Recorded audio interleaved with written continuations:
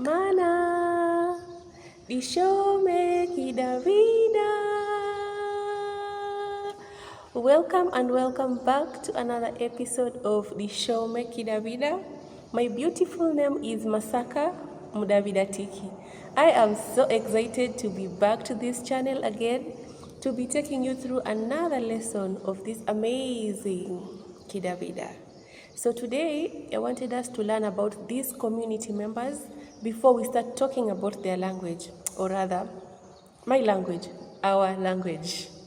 So I would like to introduce the Taita community to you so that you know where they live and you can get to have a little picture in your mind of who we shall be talking about in this platform. There is no way that you're going to talk about a language and you don't know the people, the owners of the language, and the people that use this language in their day-to-day life. So the Taita people also identify themselves as Vadavida. The two terms are actually used interchangeably. You will hear them saying, we are Vadavida. You will also hear them saying, we are Wataita. So whenever you hear a Taita or a Mudavida, you know that you are referring to the same exact person. So the Taita community belongs to the coastal Bantu speakers, and we are located in Davida, Taita. So you will find us in Davida, which is located in Taita Taveta County. As of now, it is County 006. That is where you find us.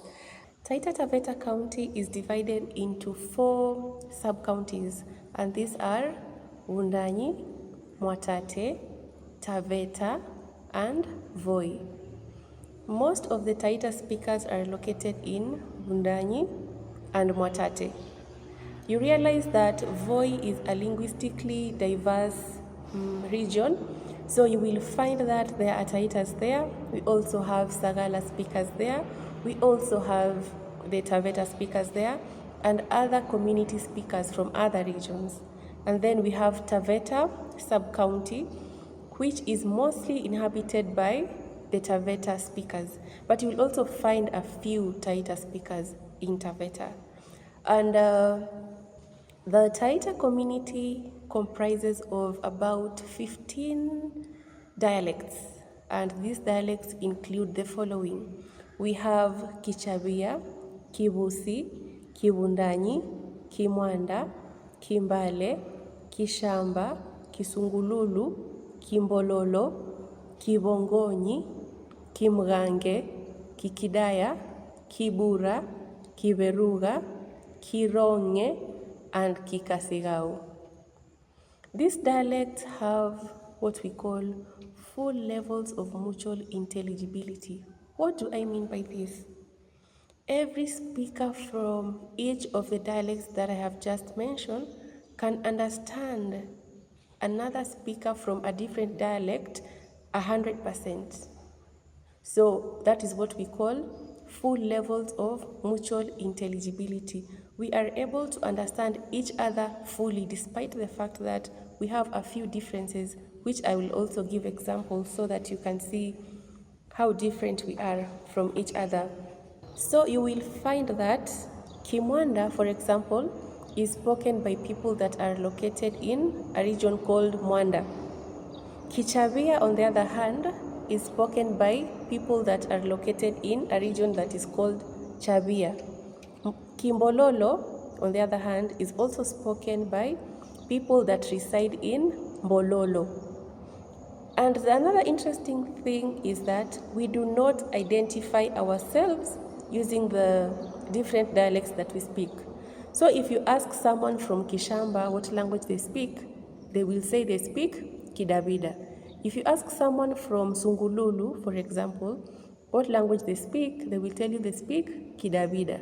If you go to Busi and ask someone what language they speak, they will tell you they speak Kidabida. If you go to Ronge and ask the Ronge people what they speak, they will all say that they speak Kidabida. We do not identify ourselves using the different dialects that we speak. And the differences between the dialects that we have are very minimal. They are exhibited as free variations. And I will give you a few examples of words so that you can see where the differences are coming in.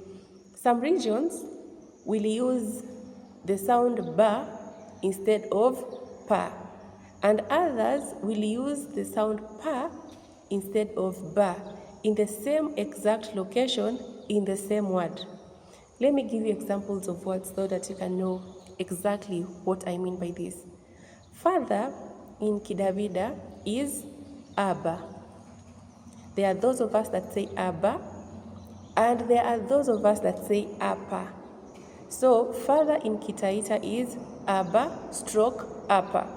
There are those that stick to Abba, and there are those that stick to Apa. And there are those that use them interchangeably, depending again on the region that they come from. Another example that I'd like to give using the ba and the pa is jiboye. Jiboye simply means something good.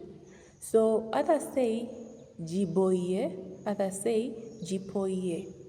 And we definitely know what exactly that means. Another example with the sound ba and pa is iba, which means big. So iba means big. So some people will say iba and others will say ipa, and we mean the exact same thing.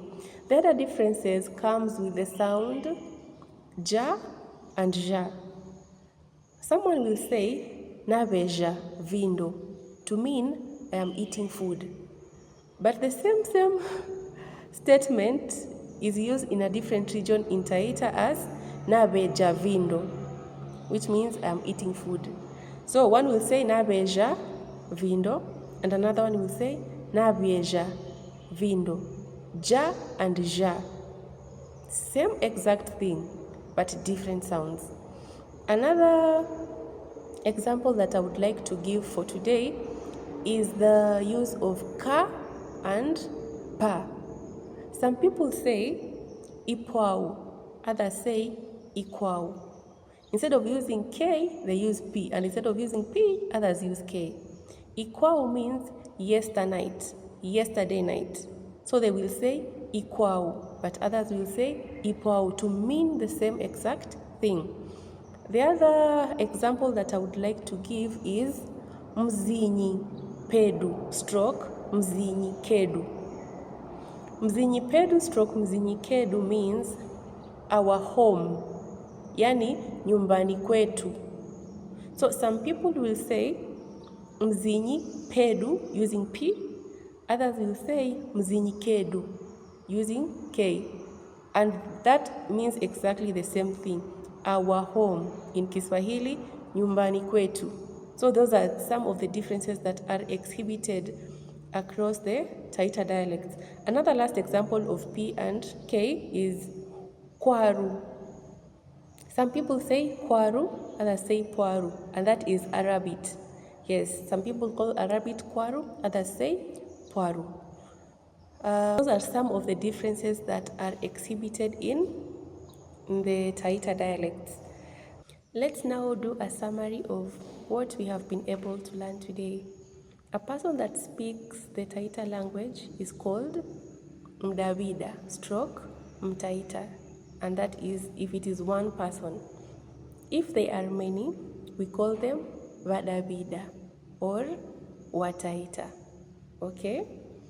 And these people speak a language that is called Kidavida stroke Kitaita, and that is the language that we shall be learning all along in this channel, and I'm so excited to be taking you through this. The Taita community does not comprise of just one dialect.